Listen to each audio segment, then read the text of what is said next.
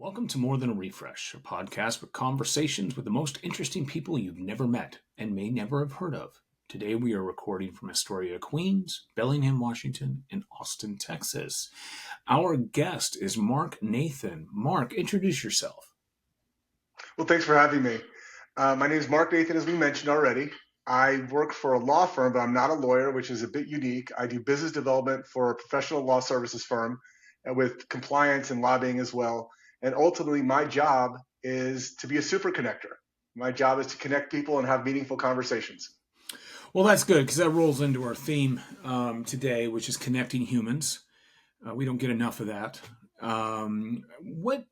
Before we get into what that means, right? Because a lot of people think that connecting humans is, Bumble or, Grindr or Tinder or even more. Hey, whatever you're into, farmers only. Yeah, the farmers only. Or actually, it's funny you bring that up. There's there's one called Field. I just learned about this from sure, big fan. No, I don't. Well, if you're married, you should know it's for people who enjoy threesomes. I learned about it from a comic. I can't remember his name, but he's a little person, and he's hilarious. And that's actually where he met his wife. So more power to him. Hey, whatever it takes. But let's start with you personally for a second. What did you want to be when you grow up? That kind of thing. Grew up in Houston, Texas, and for a long time I wanted to be an architect. So I thought buildings were cool. Then I realized I can't draw a straight line. So that was out of the picture. It just was around 10 or 12 years old, I realized it ain't happening. And I got very seriously into film and television. I thought that was a really cool business to be in. It was a lot of fun. It was glamorous and great. So I ended up going to school here at the University of Texas at Austin for film. I have a film and television degree, which I ended up never using a day in my life. It was a great time. It was fun. You're using it right now. Sort of. That's true. No, I think my degree is probably not exactly what we would call relevant for this kind of thing, but we'll go for it. Ultimately, I realized my sophomore year, the film business wasn't a business at all. It was a three-ring circus. It was just nuts.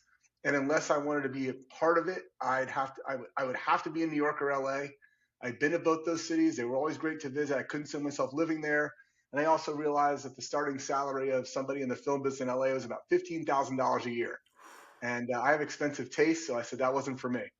That's absolutely fair. It's funny you bring up architect. When I was a wee lad, I had no guidance from those who may be wiser. My idea of life was going to either be an attorney or an architect.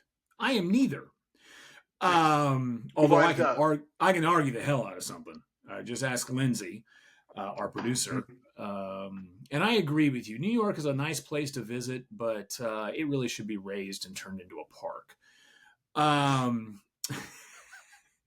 Tell me something you're passionate about that's got nothing to do with work. I mean, you're in Austin, so I doubt you're windsurfing. No, I'm not windsurfing. I'm not doing a lot of mountain climbing here. Look, I'm very biased. I don't make any secret about it. I think Austin is a great town. I got here. As a matter of fact, I did the math on a call earlier today. It's actually my 10-year Austin-versary today. Oh, nice. I've been here 10 years. I moved here July 3rd, 2014. And it's been a great 10 years. Austin is a great place. It's really about the people. A lot of people talk about that. A lot of people say it. But here in Austin, the one thing that I found that has really made me thrive and made my family thrive is that everybody in Austin really does want to help each other. It's very, very collegial. Everybody's supportive. There's not a lot of enemies. Nobody has sharp elbows here. We all want to do business and do it well, but we're not competing as much as we're cooperating. And that's a trait of a city I've never seen before, especially of a town of our size. We're the 10th largest city in the United States. We fluctuate a little bit, but let's say we're top 12. Ultimately, we're still the biggest small town there ever was. People like each other. They hang out with each other. My professional friends are my personal friends. I see them on a regular basis. We go to a lot of events.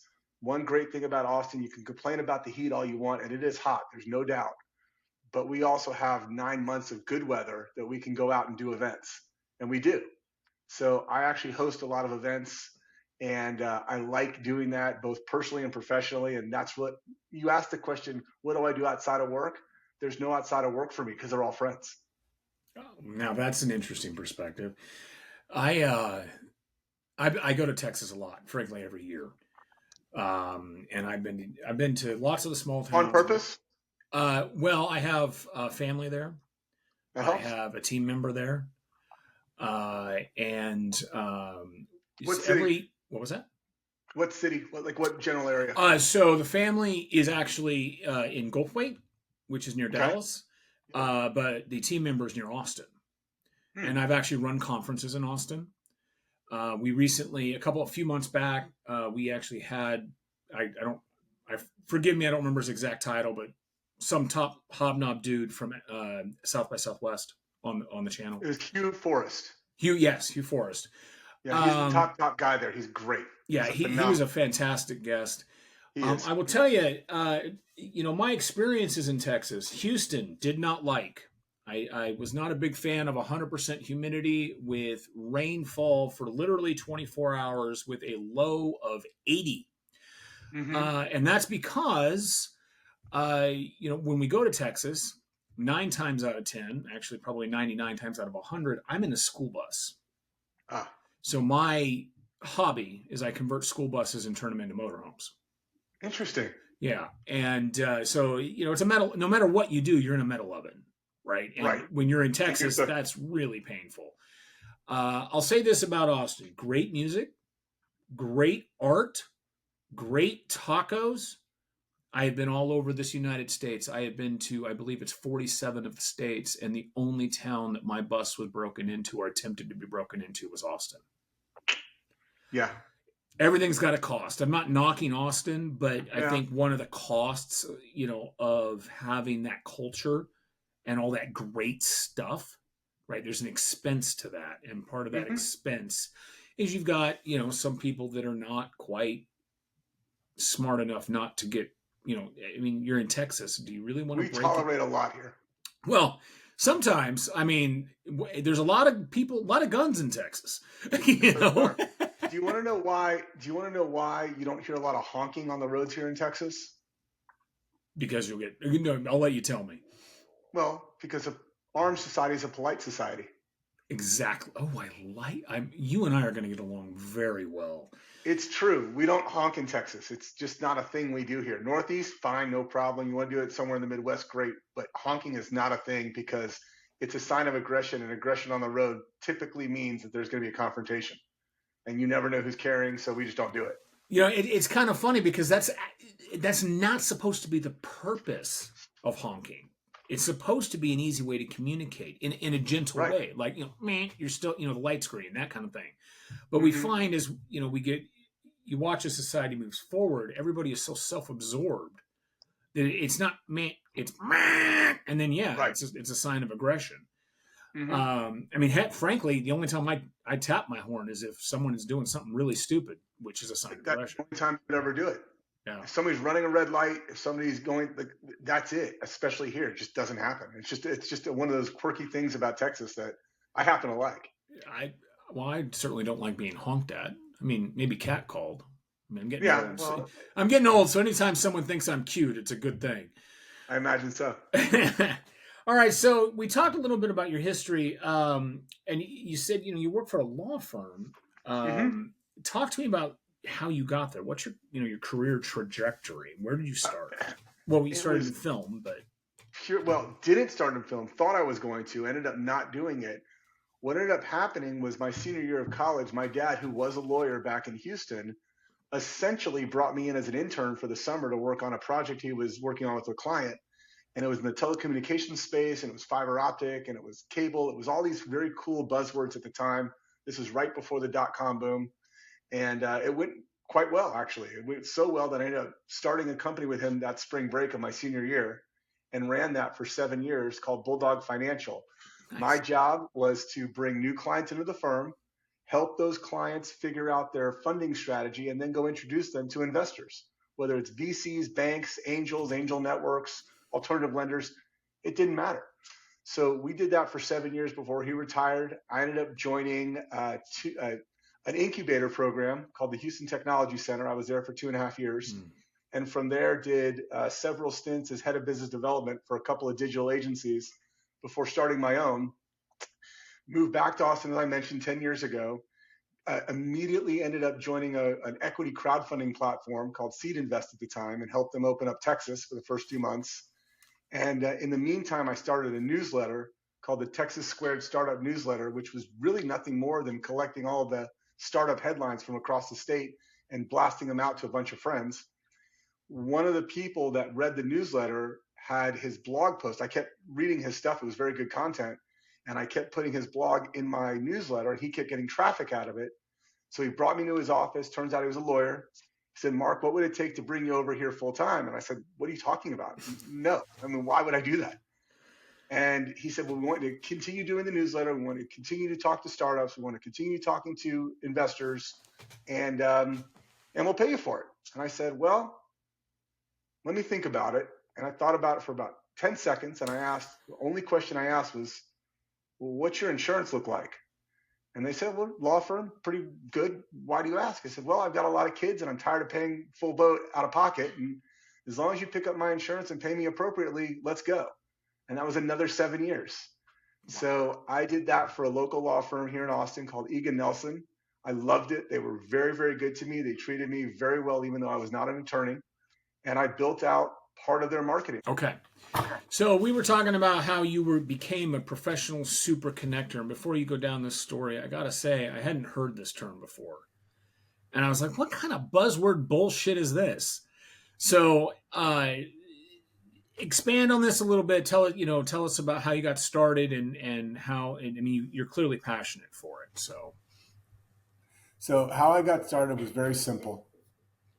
Business development is the redheaded stepchild of the business world.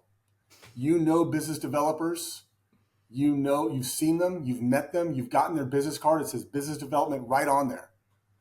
They themselves could not tell you exactly what they do. Business development as a category is completely underserved.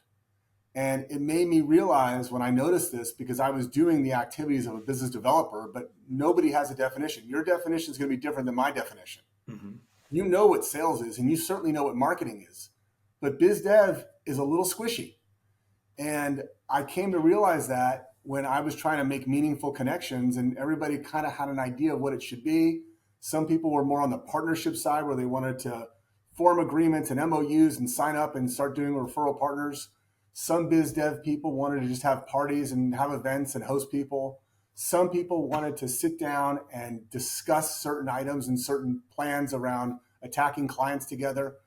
But nobody really addressed it as a category, and that's interested me. While I was working for the first law firm, I realized that nobody was taking this seriously, so I decided to take it seriously. And the way I mean that is that I make my network something of real value to me and the employers that I have, and that I have meaningful relationships that benefit both sides. It's not just a one-sided thing. I'm not asking for favors. They're not always asking me for favors. It's a friendship. And so the way I look at it is business development is the professionalization of making friends. Oh, that's interesting. So for my day job, I mean, that's basically what I do is biz dev. It's why I do the conferences. Sure. It's why I do the meetups. It's why I do the podcast. And you're right. It's a little squishy, but my definition isn't that far from yours. It's basically, it's not the sales. It's not the marketing. It's the people first. It's the relationship that you build and connect. Thus, in your world, super connector. So you asked a question, I'll answer it. Yeah, no, exactly. And where did I get this buzzword from? Well, to be honest with you, while the definition, when you Google it sounds pretty much exactly what you said. It's refreshing. We recently had a partner come to us, and we do a lot of nonprofit work. And this partner, who will not be named, of course, but this partner suggested, because of the relationship and partnership with the day job, they should get preferential treatment from the nonprofit. And the individual is, an East Coast salesperson. And that was the end of it right there, because Sure. there's no integrity in that. You can't change a transaction into a relationship if you don't start the relationship first. Right. If they make it a transactional thing, then it's just not. The reason I like the term super connector, and I agree it's very buzzy and it's very silly and all that, but it does describe a lot of what my mindset is and how I react. Because the activities that we do are the same as everybody else. It's just the way we do it. And when I say we, I mean other super connectors. We have an intention about it, and it's basically a label for a personality type, not so much a group of activities. So, what's the meat of it? How? I mean, obviously, anyone, you could use the term professional networker. You could, those types of things. But how does it What's work? the juice? Yeah, what's the juice? Like what I'm done cooking the steak. I want the fat. Give it to me. Right. Here's the juice. Guy like me with my personality, I think you could probably tell even on a podcast that I'm a pretty extroverted extrovert. Ultimately, the juice for me is seeing the light go on in somebody's eyes when I make a connection that actually is meaningful to them. It's something a mentor of mine many years ago called psychological profit.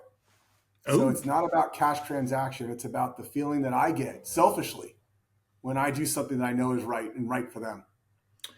I really like that. Now, I'm an introvert. I'm an introvert so much that I went to church a few weeks back, and there was an associate pastor, and he was giving all these, what pastors do. But one of the things he said was, people exhaust you. And we're in a room of 1,000 people. Sure. And he says, you introverts will get that. And I yell out, amen.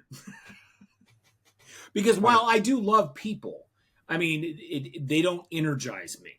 Right. The issue with introvert is that it takes away from you, versus with extroverts. It depletes your battery instead of increases it. Exactly.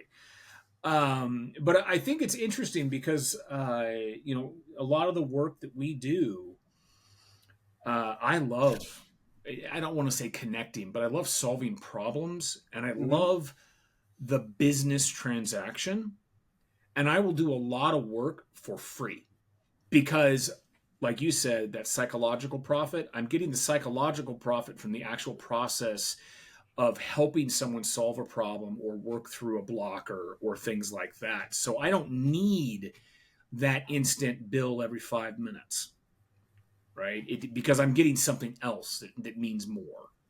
Mm-hmm. And that's why most people mentor. Yes. And you'll find the underlying theme behind all mentors, for the most part, is they want to see the spark in somebody else's eyes by helping them. Yeah, that's something I've gotten into recently by chance. It wasn't intentional. I didn't sit here and go, you're getting old and it's time for you to start sharing your wisdom. That was not it at all. I had people randomly reach out to me on LinkedIn. I didn't know who they were. And one of them it started with a guy that's in tech. He's my age. I think you're a little younger than I am. I'm 51. Yeah. And he said, look, you're still in tech. You're still on top of it. You're still, influencing decisions. How do you keep your passion? And I responded and I said, this is not for LinkedIn messaging. Here's my executive assistant's phone number or email. Let's get a call and we'll have a call. And without, I don't want to take the whole episode here, but the short of this story was I ended up taking that call in Kebab National Forest, just north of Williams, Arizona, because we were on our yearly trip, which is about 6-7 months long. And he in a school bus, I imagine. Yes, in a school bus. Yes, of course. And he's like, "So how do you keep your passion?" And I turned on my video. 5,000 acres all to myself. It was just me, him, and this great creation. Wow. And now he actually pinged me, and this was at least a year and a half ago. He pinged me at the New Year. He's like, just FYI, wife and I are starting to look at getting a schoolie or an RV or something and doing it how you do it. And that just steamrolled. Now I have these calls at least once a month from people that are just like, especially now that work from home is such a thing. Sure. How do I break the grind? Mm-hmm. And so, yeah, no, you're absolutely right. That's why people, become mentors. You have an interesting name, and I actually have a different. I based on your introduction, I have a suspicion about the name. But when I saw the name, in my head was basically something that Lindsay says. I need to write this down. And it comes down to what shit JD says. So, why did you name your organization T Squared? T squared, and I don't know if I've ever said this publicly.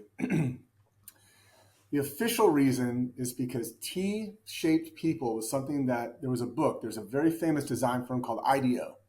They invented the Apple mouse. They invented a bunch of different cool things. And back in the 90s, they were the top shop. They were the best design firm you could possibly have. They were the greatest. They were the best. They were awesome. The guy who founded it, Tim Brown, wrote a book about hiring. The people he hired were from all different walks of life, all different backgrounds, not the normal design folks. He would get people that worked in museums. He would get people who were educators. He would get people who were, ditch diggers, whatever it was, but they were coming at it from a very different perspective. And he basically said, these people are T-shaped people. That's what he's looking for. T-shaped person has wide knowledge, but deep experience. And so the best people that could solve problems were T-shaped.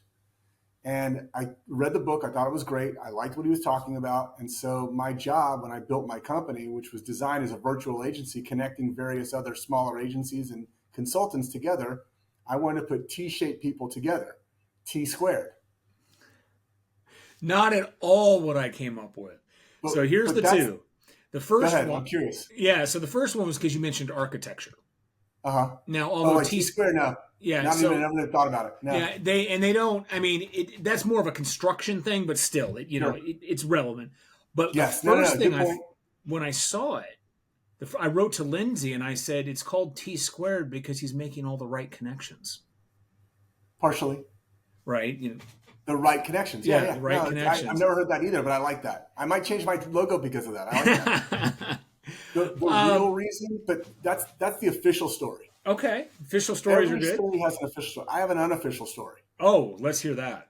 The unofficial story is it's not exactly shady, but it's certainly something that it's a personal pun for me. The last shop I worked for before I started my firm was called Chai One. Chai One was a founder, friend of mine to this day, but it was a tough job when I was there. It was a brand new agency. I was head of business development. It was not an easy job. Down market, all this other stuff. So when I left, it was time for me to go. We both knew it. We shook hands, and that was that. But as a bit of a parting shot, I named my company T squared because chai means tea in Hindi. That's the word it is, and squared is better than one. So T squared was better than Chai One. Oh, and you guys ever have a drink over that, or? Oh no. That just sort of popped up. I don't know if my friend Gaurav has ever heard that story. He might not hear it on this podcast, but he'll hear it eventually. But that was actually the original idea behind it. Well, Lindsay's new goal is to track him down on LinkedIn and make sure he sees this episode. Oh, I'm sure he will. He's a good guy. He's a smart guy, and he's been very, very, very successful because he's built the right programs and spun out a business. So I'm very proud of what he's built for himself. So how do you determine if or when or why is there a connection to be made? What problem are you? I mean, obviously, in a sales perspective, it's you and I understand. You want to connect the people to allow some kind of profitable, not even necessarily money profitable, but profitable result. But explain your thought process or philosophy for it. This might be controversial, and I've been accused of this many times, but I'm a pretty forceful guy, personality-wise. And so the way I look at things sometimes is I get very annoyed when things that should be done the right way aren't done the right way. Or when two people who should know each other don't know each other, it bothers me. It irks me. And I think that is how I manifest my entrepreneurial spirit. Entrepreneurs are great. I don't consider myself an entrepreneur. I work with entrepreneurs every single day. I love them. They're great. They think a little differently. My belief is that entrepreneurs, good ones, can't not pull the thread of the sweater. They have to. They're built for action, and they have to do. So the right entrepreneurs, when they see a problem, they have to attack it.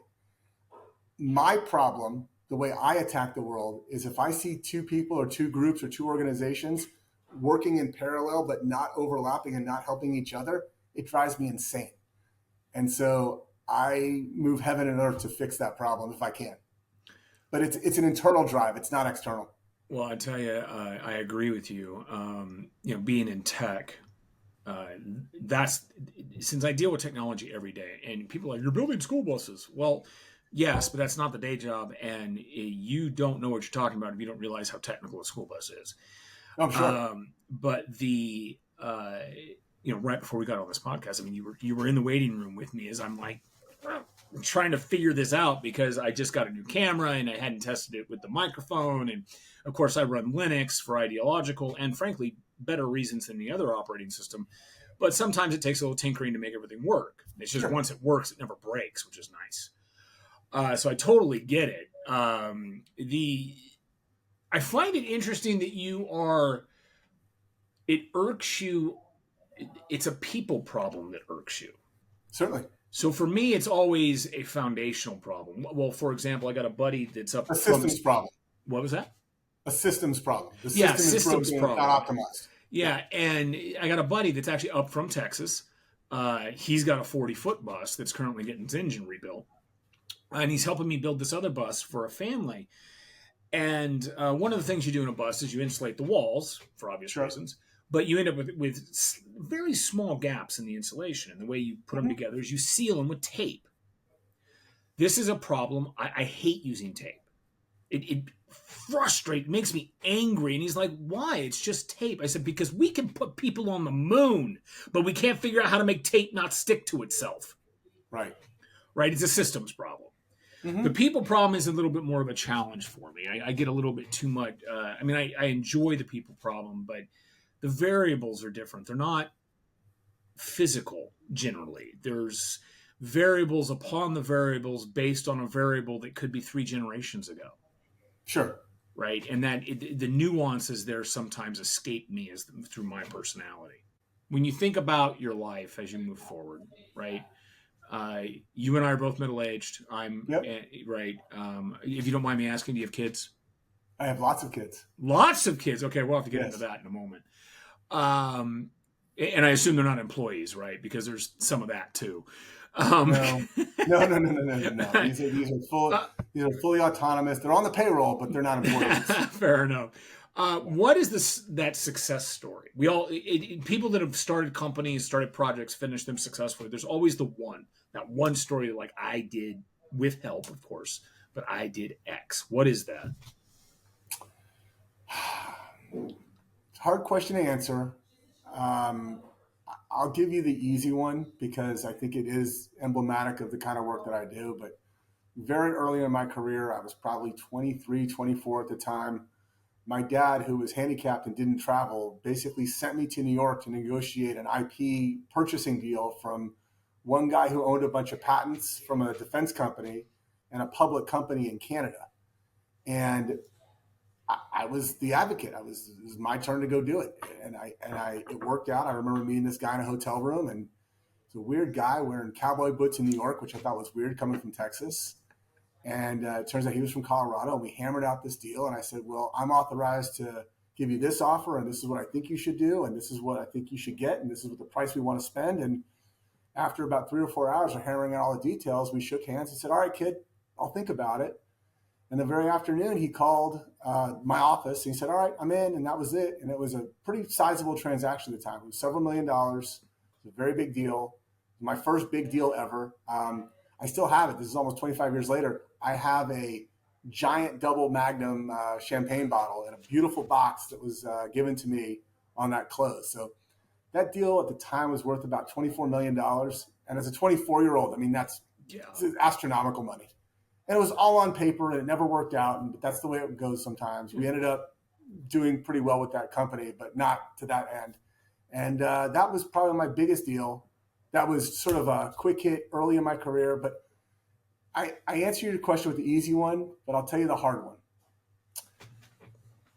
I've come to realize, and this has been fairly recent, that my big wins transaction-wise or client-wise or business-wise, they pale in, they're nothing. They're just, that's what you do. That's table stakes. The most exciting points and milestones in my career have been when I've actually introduced somebody to their next job. And I'm not a recruiter. I was a recruiter for a very brief amount of time, a little less than a year. But somebody with my personality can go two ways: super connector, business developer, or super connector recruiter. Recruiting is a tough grind job. I don't like it. It's not fun because you're not really talking to the people. You're looking at resumes and looking at LinkedIn all day. You're not really doing the work. So that's how I fell into this side of the business. But I've come to realize, and I just had lunch with a very good friend of mine who I introduced to a job who ended up turning into a career, and now she's a big-time VC. And I just came to realize that's the highlight. When I'm able to make a connection, when I'm able to say, you need to hire this guy or this girl, and it works. Sometimes it doesn't work. Mm-hmm.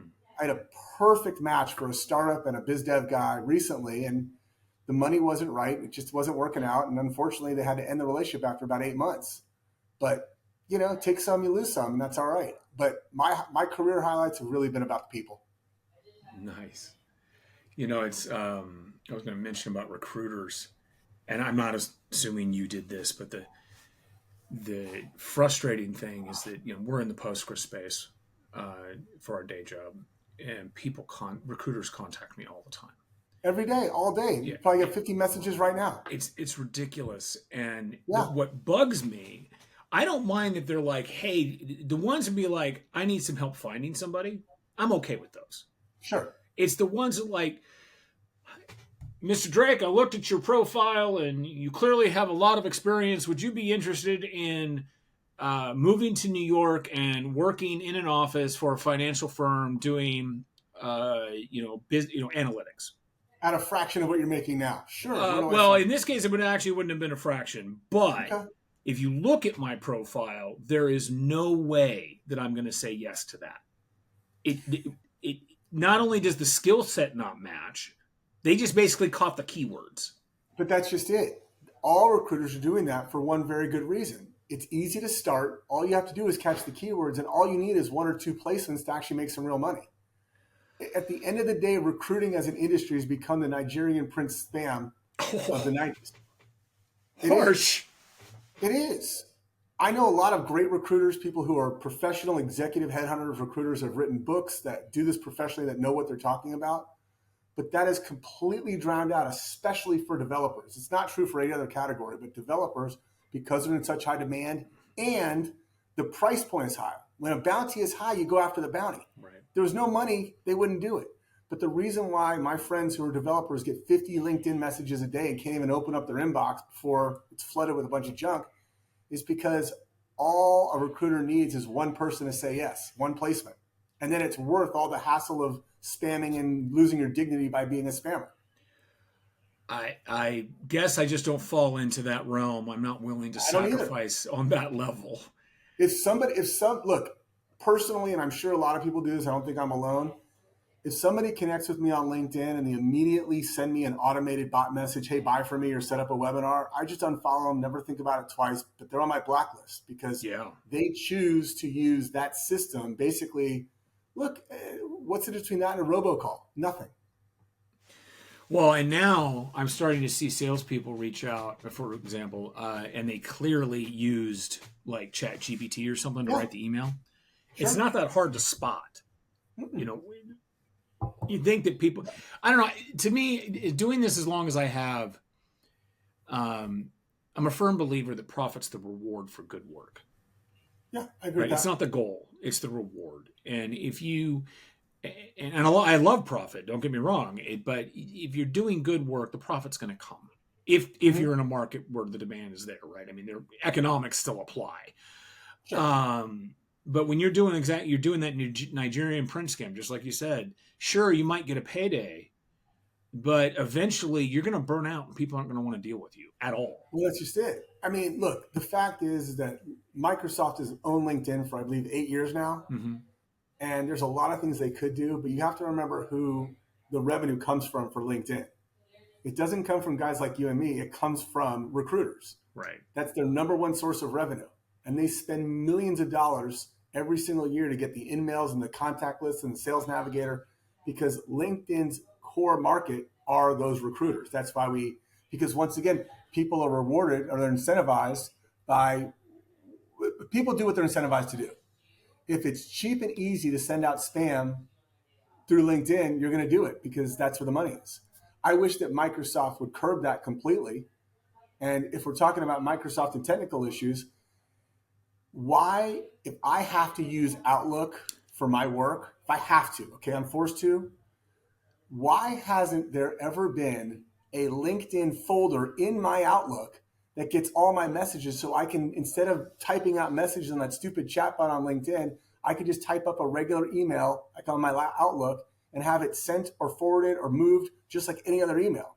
Basically, I want to pipe in my LinkedIn messaging into my Outlook email. Nobody's ever seen me able to do that.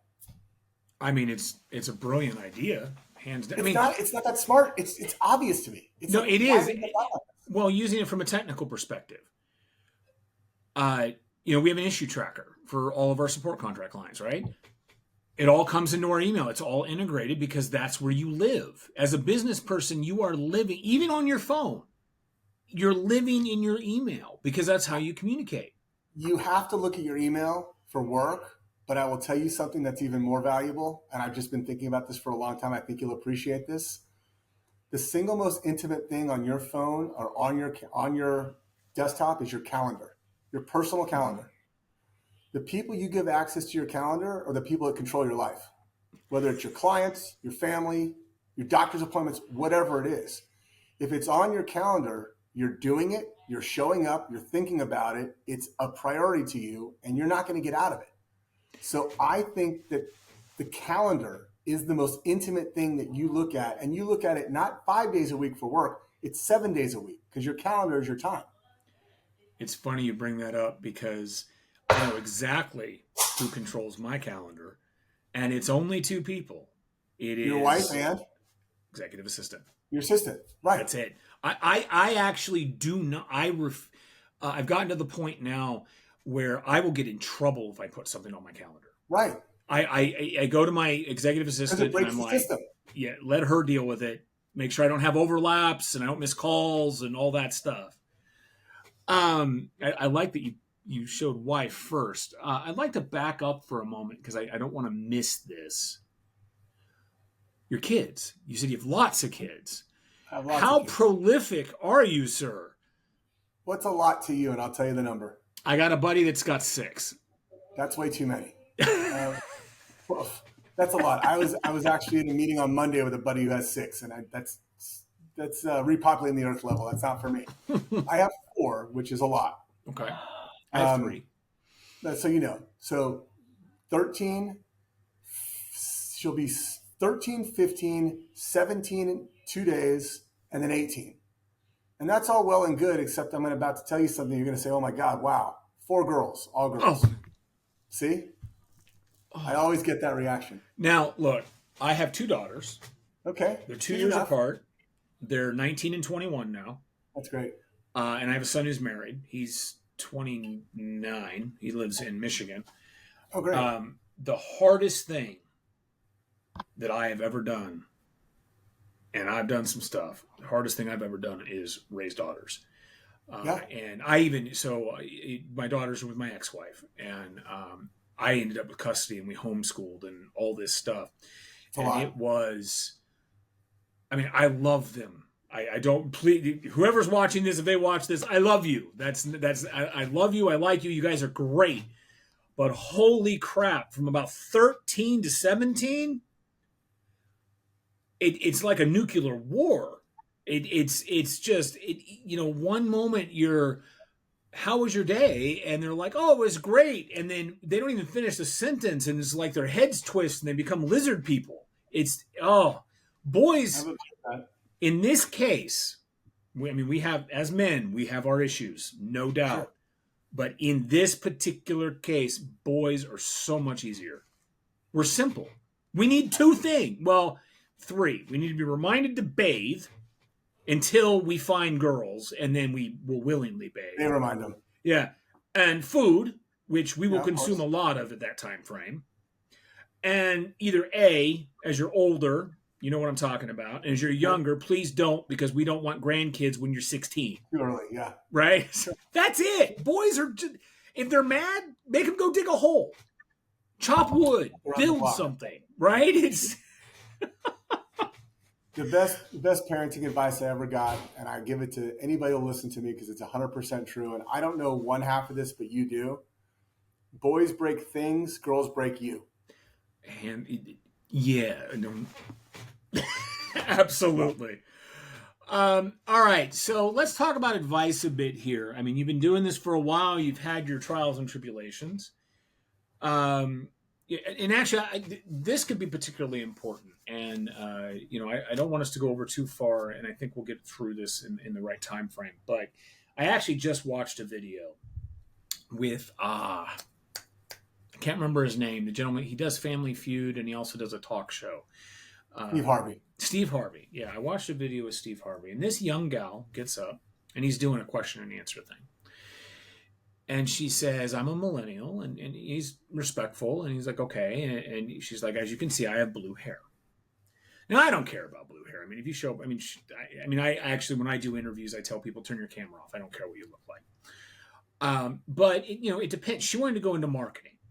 So it does matter.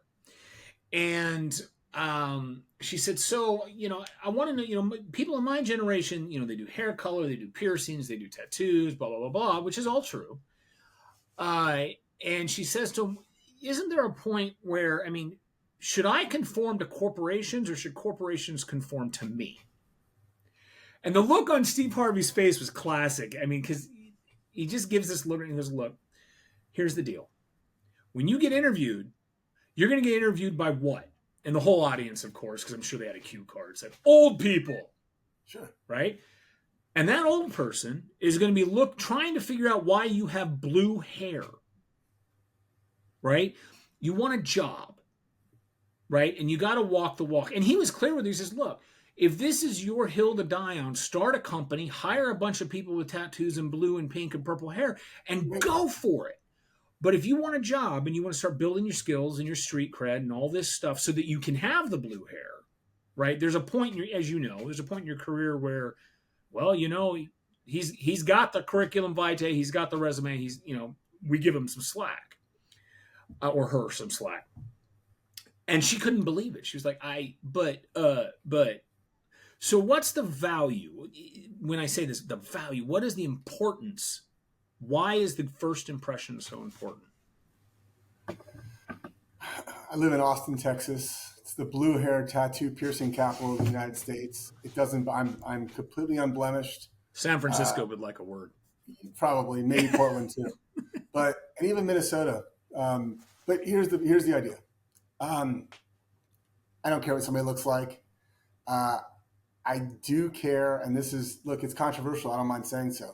I'm not in a position to hire right now, so it doesn't really matter. But honestly, if somebody walked into my office and wanted a professional job, meeting other professionals, representing me and my personality and my job and everything else, I think I would draw the line at visible face tattoos. Fair. And here's why. Hair color, fine. You want dreadlocks, fine. You want, some sort of display of your individuality, fine. No problem. Teach his own. God bless. But if you're representing me and I have a reputation and I built a brand that's professional and you don't match my brand, then you're not going to get a job with me. It's as simple as that. And I think that a lot of people in professional settings, call it professional service providers, lawyers, accountants, bankers, insurance brokers, HR representatives, you name it. People that are in a professional white-collar setting, they might not value conformity. They might promote individuality, but at the same time, they want somebody who's going to get a job done. Mm-hmm. And if you're so busy worrying about your hair or your fit or your nails or whatever it might be, that doesn't directly affect the job that I paid you to do, I don't think I want you distracted. And somebody that's going to do that to themselves, tattoos, great. You want to, fine. Piercings, different kinds of piercings, septum, fine. But if your whole vibe is to be different or new or individual, that doesn't conform to my job and it's not going to work. That's the way I look at it. I think that we should, and you touched on this, we should value people for the individuals that they are. That number Certainly. One. But if the individual that you are is for the sake of being the individual, You're different because that's how you identify. I'm different to be different. You're a contrarian to society. Yeah, and I'm in the nomad community. There's a lot of these types of folks. A lot of these types of folks like I'm living this quote unquote alternative lifestyle because I don't want to be part of the man, right? And then they whine when they have no money, right? Right. So the reality is, and you touched on. In fact, I hope that our producer notes this part, which I know she will because I just said it. You just said something very important. If you do not want, if you are representing your employer, which every team member is, you are an employee. You are not an owner. You are not an entrepreneur. You're not out there doing it yourself. You are relying on your leadership to work for you so that you don't miss a paycheck. Right. Right? That means as an employee, you have to represent the firm, whatever it's doing, in a way that allows the leadership to continue to do that. Mm-hmm. And in your case, especially, I mean, I have no doubt in the legal profession, face tattoo isn't going to cut it. And here's what it is. It's not the tattoo. It's not the tattoo itself. I don't care what it says. I don't care if it says mom or love or whatever or peace. It's not the individual ink. It's the judgment to do that. Right. That's the real problem that, the boomers have with the millennials and the X and Gen X. It's the decision to make that, because in the world that we grew up in, I'm a big time Gen Xer. That's just how I was built. That's just the way it is. But we were trained to say, listen, work might suck, but you still got to go to work. Right. And what we're hearing in the workforce now is that millennials are coming to the workforce and saying, hey, you got to conform to me.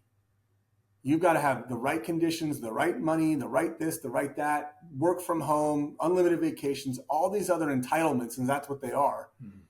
It becomes a real problem, especially when those same people, that same young lady with the blue hair who wants to get a job who can't, she wants to be an individual and still get paid by the same people that had to conform in their generation. So it's a real mismatch. But you're right. Look, I hope it fuels an explosion of entrepreneurs. Great. We need it. Do you think it's entitlement or privilege or both? I take it as privilege because you and I are very privileged. Okay, let's be honest. I mean, absolutely, I am. I'll fully admit it. Yeah, straight white guys. We've got some money. We're the boss. 100%. The whole bit, right? So we've got privilege. Agreed. As a Gen Xer, I think you'll appreciate this statement. If it didn't hurt, you didn't earn it. Fair. Yes. There's a lot of pain that we went through to get where we are today. We knew about the grind. Exactly. Now, I will admit, I think that we had to work a little harder than maybe we should have. Maybe. Okay. Maybe. But, and I do admit, I do like some of the younger generations, let's call them, their faith in the idea of changing the world. Sure. But that's true of any generation, though. Yeah, but they're not, it doesn't seem like a lot, not all of them, but it does not seem like a lot of them want to pay at least some dues. No, because here's the thing. They've swallowed the fairy tale that things are easy. Mm-hmm. What are they doing all day long? They're on TikTok. What are they watching? They're watching TikTok celebrities who made a lot of money being famous on TikTok. That doesn't require... It's not the real world. It's not the real world, but to them it is, because it is their real world. That screen, that 4-inch screen in front of their face, that's the difference between all the younger generations and our generations. You say it's not the real world, and they say it is. That's the crux of the problem. Well, I think the crux of the problem is that while it comes back to perception is reality, which I agree with you. Sure. Yes. But okay, it may be your real world. I will accept that. All right. That's great, which is why I'm hiring the 35-year-old. Yeah. Look, because the 35-year-old lives in my real world. The best worker, if you're going to hire an executive professional worker at a tech firm, any kind of professional service firm, I say this without any guile, without any secret, you want to hire a mom. Oh. Moms know how to get stuff done. They can multitask better than anybody else. They know how to prioritize. They know what their limits are. They know what their boundaries are. and they know that they're going to get the job done as fast as possible because they need to get home to their kids because they have enough choice. And Even if they've got a great partner and all that, resources. they're the best workers in the world for the kinds of business that we're talking about. And they're completely overlooked because they don't want to work 40 hours a week at an office. They want to work 35 hours a week at whatever time frame they can between 11 and 2, between school drop off and when they have to go pick up. They're the best workers on the planet, and nobody taps into these things. I don't take away from mothers. I mean, I know how hard they work. I just didn't. That had not crossed my mind. They're the best. And this is also going to sound controversial. If you want the best salespeople in the world, I'm not a Mormon. I have friends who are, but the best salespeople in the world are Mormons for one very good reason. They are trained at a very young age to accept no's by going door to door, selling something that a lot of people don't want. So therefore, they are undoubtedly the best salespeople as a group in the United States. It's and they're funny. Also exceptional at customer service. It's funny you say that, because as soon as you said Mormon, I was like, I disagree. It's Jehovah's Witnesses. But I'll say this about Mormons, and I know a lot of Mormons, and I know what they believe, and I'm not going to get into that. No, it's not the religion. It's the expression of how they treat their religion. And therefore, when they have to go on, when they go for a year to Africa or South America or wherever, and their job is inherently difficult, that's the point. The reason why they're sent there. Say again? It's the ethic. It's the ethic. They're the best. Years ago, the very best salespeople you could ever hire worked formerly for Xerox. Xerox had the best salespeople in the world because they were selling a commodity, expensive business to something that nobody wanted. You don't replace your office copier that often. Right. But yet they had a system of sales training that taught people how to deal with objections. And great Xerox salespeople in the late 90s and early 2000s were the best salespeople you could ever hire. Well, I did a stint for Rainbow Vacuums, and that made me remove my idea of sales forever. Yeah. When you learn that skill, you toughen that muscle. So, as we're coming up on the end here, so we talk about a good impression, and I really enjoyed your insights about, like what's your line, the face. I don't think I answered your question though. What makes a first good impression? No, it was what's the value? Oh, what's the value? Very simple. Credibility. First impression imparts credibility. If you walk in the door and you look like you're dressed like $1 million, you're walking in a tuxedo and a top hat and a monocle, I would imagine you have some sources of capital, or you're a crazy person who's playing dress up. Fine. But nowadays... Neither one is wrong, by the way. No. Look, I don't judge people. I judge what they're doing, like what their intention is. We all know the .comer who wears the grubby shirt every day and wears torn jeans, and you would never know he's sitting on millions of dollars. Like, You can't really judge a book by its cover, but you know what genre the book is by the cover. Yes. I know if it's historical fiction versus sci-fi by the cover. And if you're wearing something that is out of place for the position you're in or the meeting we're supposed to have, I know that either you don't take me seriously or you don't take yourself seriously. And either of those things, I can't really do business with. So, okay, now we got to touch on something here. That's interesting to me. So to some degree, I agree with you. I'm wearing this button-up shirt. Okay, me too. That's because I'm being recorded. Yeah, but I will tell you that I have stood up in the front of hundreds of people and given keynotes in t-shirt and jeans. Perfectly okay for the context of that meeting. That's okay. Reasonable. You don't look. Seth Godin, the famous author, says he suits up every single time he's on stage. That's his thing. It's a promise to himself. He always has a jacket and tie on when he's on stage. That's his thing. I'm in Austin, Texas. Even though I work for a pretty conservative law firm that's based down in Milwaukee, there's not a single pair of slacks in the firm. We all wear jeans. It's very laid back. But that's not true in Dallas or Houston. It's much more formal there. You wouldn't be caught dead in jeans as a lawyer in New York City. It just wouldn't happen. That's true. You'd be a formally employed lawyer pretty quickly. But the point is what you wear, your uniform, Right now, I'm wearing a short sleeve button down shirt. You're wearing a long sleeve button down shirt. You look like you can be going fishing in the next 5 minutes. And so could I. But my point is that for this podcast, this conversation, it's a match. But if that's my point, it's not so much about what you wear or what you present yourself in the first impression. It's the judgment you're making about how valuable the meeting is, and that informs my decision. So I agree with that statement, but isn't there a point where, because we're talking about credibility, Sure. right? Had you not come on this podcast, had you reached out to me, for example, via LinkedIn, because you were trying to connect someone with what I do, what I'm an expert in. There's a certain credibility there that is foreshadowing the connection. You've scoped out my profile. You maybe looked at some of my writings, that type of thing. Sure. Before you make that connection, there's a point in your life that, I think that it's, obviously it's a valid for him because of what he does. But you look at Ricky Garvis, okay? He's always in jeans and a black t-shirt. Okay.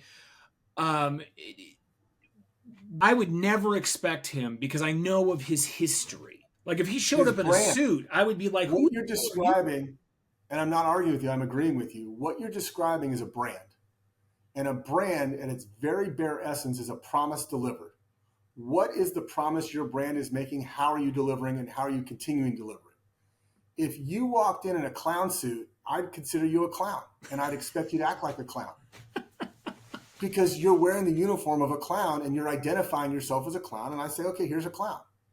And that's true of all things. So how you present yourself is how you self-identify, and how you self-identify in a society like ours, which is very integrated. And we have a lot of knowledge about other factors and other people and other integrations and other, melting pot type situations. Based on your context and how you're approaching me, I'm going to make a judgment about whether it's going to be a valuable conversation or not. That's fair. And usually we all judge people. That's just the nature of human beings. But usually you make your impression of somebody in the first 8 seconds. When you meet somebody for the first time, first connection, first anything, whether it's first LinkedIn connection, first phone call, whatever it might be, you have an idea, stereotype, if it were, in the first 8 seconds. And you spend however long the conversation is determining if your initial perception was correct or not. That's true. It's just the way we are. I mean, if you come in one way, 9 times out of 10, you're going to leave the same way. But sometimes in a conversation, you'll discover something. Something will connect. Something will find out a commonality we wouldn't know about. And then you start deepening the layers of understanding, and that informs you of a person, not just a stereotype. Well, and then, that actually rolls into the next topic, which is, does it change in different contexts, conference versus dinner versus party versus, an interview? And you've already covered this. You covered it. That's what we all just talked about. Context matters. Yeah. And I think that, for if there are any young people currently raging about this episode, I'm sure they're in the dozens. Oh, dozens. Yeah. I don't know. We actually have a pretty good listener base. I don't know how many of them would say 25, but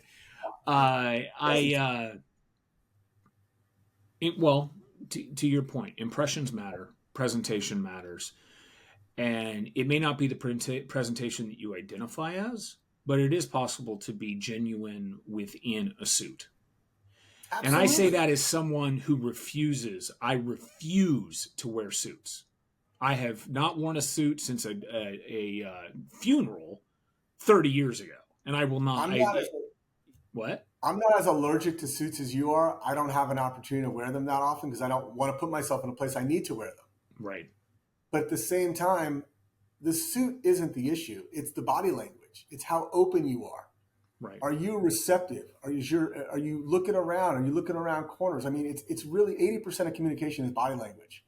Which is why Zoom calls are great, but they're never going to replace face-to-face, meet-to-meet, and belly-to-belly talk. They just won't. You can't. We've experienced that. To this day, we have clients or potential clients who are like, will you fly down? We want to shake your hand. We want to see if you sweat. That kind of thing. Yes and no. Yes, they do. They're not really testing you. They're making sure they can trust you. Right. That's what it really boils down to. Well, do And you trust. feel okay? You said now this. My experience is that's a very maybe it's a Southern thing, but it's a very Texas thing in my experience. I don't have that problem. For example, Washington, Oregon, California. Nobody wants to Mhm. meet me. They just want to give me my check and have me do my job. So Right. is this that cultural context that we were kind of alluding to? I think it may be. I think that is part of it. I mean, I think that people genuinely enjoy and feel comfortable meeting the person face to face, at least the first time. A handshake in Austin in Texas still means something. Looking somebody in the eye still means something. Breaking bread with somebody, even if it's just a cup of coffee, means something. I agree with Knowing that. a little bit about the people that you're dealing with, your children, my children, like those kinds of things inherently build trust and credibility. Because those are the things that I'm looking for in a business transaction or a relationship. Can I trust this person? Can I represent this person as a good human being? Can they represent me when they go around? I know people that, and I'm sure you have this too. They're the kind of people that they'll set a meeting with some high level person, and then they'll spend the next 5 meetings telling that person how they got this high level meeting. But what I found is that they're just stepping stone people. They're credibility builders. They're trying to hack credibility. You can't do it. No, you got to earn it. You got to earn it, and you got to earn it once again through your brand. And a brand, once again, is a promise delivered. My promise, at least to myself, and hopefully I push this out to the world, is that if you meet me, you're going to come away with something value, like something of value is going to. You're not going to. Meeting with me is not a zero sum game, but you're going to walk away with something that's meaningful to you. Because otherwise, what's the point? I don't need Well, to collect more I think people that that's I what a know. I lot of don't need more people. business cards. Yeah, I mean, I think that's what a lot of people miss is that it's if you want value in your relationships, personal, professional, whatever, then you've got to connect with them. Mm-hmm. What we talked about young people a little bit here, and I think this is relevant actually, even because I've seen this struggle. In fact, we recently put out that we were hiring, and we got probably 5 dozen resumes. That, Amazing.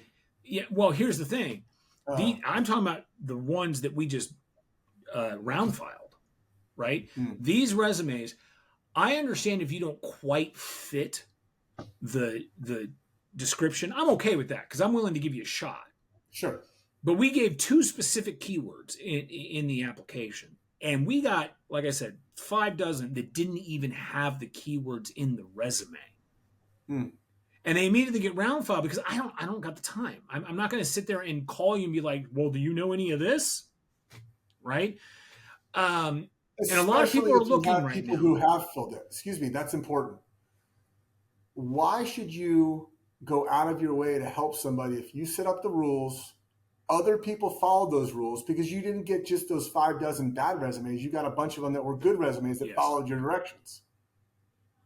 And so, why did they waste their time sending you something that they knew wasn't qualified for? Because they're pressing send on hundreds of resumes and wondering why they're not getting called back. Well, that goes to my next question, which was, we talked about the good impression, but how do we encourage people to keep the momentum once they make that impression or recover in case it wasn't quite that great? I mean, this is pretty basic and it's going to almost sound minimalist, but honestly, be helpful. Be helpful doesn't mean being annoying. It doesn't mean being top of mind. It means if you've met somebody and you had a conversation that meant something to you or you had some takeaway from it, send that person a message 5 or 10 days later. Hey, I saw this article thinking about you on LinkedIn. Nothing more, just light touches. I have light touches with hundreds of people all the time because once again, it's just the way my brain works. If I see an article that has a bunch of things that I think somebody should see, I'll just send it to them. No preamble, no how's the family, no how's your kids. I don't care. I just want you to see this because you should see it. Of course I care. Don't get me No, wrong. I understood what you meant. Okay, so real quick here. What is your recommended leading sources for learning leadership? It's a very trite answer, but there's some really, really good podcasts out there that are tremendously good. I like interview podcasts where the host is interviewing somebody of some success. Learning in a long form, you can't do this on television, you can't do this on radio. Internet podcasts are the best way you can do long form, like this, conversations. And to me, those are the best because I'm actually listening to one with Howard Schultz right now. It's 3 hours long and I'm about halfway through it, but you learn not just the bullet points, not just the talking points. You learn the hows and the whys of how they struggle and what they did because they get to actually talk. So I listen to a lot of podcasts with leaders because I think that's the best way to learn. And do you have any other general recommendations for folks? I mean, we've talked a lot here. This is a basic one, and I feel almost silly saying it. But if you want to be a leader, show up and be a leader. It's not that hard. I challenge you on that. Well, here's what I mean. All right, if there's a trade organization, why not become a committee member? Or, if there's a structure to anybody's sector or industry, get involved with the trade groups, get involved with the LinkedIn influencers that are talking about that. Comment on their posts. Don't be annoying. Don't just like something. Make some sort of meaningful connection with it. Just this morning, I heard a buddy of mine on a podcast I listened to, and I just sent it to him. Hey, great job. Let's get together. Like, it's not that difficult. It doesn't scale very well, but it's necessary. But to me, being involved and just showing up puts you in a position where you can be a leader. Well, I mean, showing up is the hardest part, right? That's the hardest part. And showing up consistently. Yes. I mean, a lot of people, they don't, I mean, I don't want to do that. I don't want to do that. I don't want to do that. And then, well, that's why you're not in a leadership position. That's right. Not why people aren't seeking your advice or counsel. That's why. It's because you're not showing up. And once you get over the hump of showing up, it doesn't mean that the work isn't, arduous, but that's the hardest part is actually just make sure you're there and available. Be in the room. We have a saying here in Texas, in the room, in the deal. It basically meant when you were drilling oil wells back in the 60s and 70s, if you were in the back room of the country club after your 18th hole and having a drink or two, and some guy walks in and says, hey, I need $5 million to drill a hole in the ground somewhere in Texas, you'll have 10 guys jump up and say, I'm in, because if you're in the room, you're in the deal. But if you're not in the room, you're not in the deal. So show up to places where you feel like you need to be around the people that you want to do business with. All right. So what's next for you? The answer is more. I'm going to continue doing what I'm doing. I've got some ideas that I've been bouncing around. I have what I call some summer projects. One of them is potentially writing a book about business development. That's why I'm so dialed into it right now. The other, and I don't know if it's a book, I don't know if it's a series of blog posts, I don't know if it's a podcast, but it's something. So that's one thing. The other project I had a great conversation with yesterday. I'm going to be involved with a refreshed organization called the National Business Development Association, nbda.co. And I'm going to be taking a leadership position to help build out some of these things we were talking about from the business development, professional services, and professional development side. No, go ahead. So those are my two summer projects. I have a third one. I'm very excited about this one. I'm helping to start up an incubator accelerator program specifically for brick and mortar retail concepts, which has never been done before, not at scale. Isn't that a great idea? I mean, it's a great idea. It's also a challenge. It's an obvious idea. That's like the military climb over the wall with the rope idea and you weigh 300 pounds. I mean, yeah, it's hard. I'm not saying it's not difficult, but, and by the way, I take no ownership of the idea at all. It's a friend of mine's thing. I just thought it was brilliant. I want to help him with it. Well, I can't argue with that. I mean, if I had the time, and I don't right now, what it would be for me would be business development for small homesteaders. Farmers markets, that kind of thing to help, because you get a lot of these really great people that have a lot of heart and a lot of passion, but they don't have someone who can be their infrastructure to help them. Totally agree. Yeah, they it's not their gift, right? I may have some people you should talk to about that directly, like right now. Okay. Well, I'm open, absolutely open to the idea. That it has been more than a refresh, a podcast with conversations with the most interesting people you've never met and may never have heard of. Our guest today was Marc Nathan. Marc, thank you so much for joining.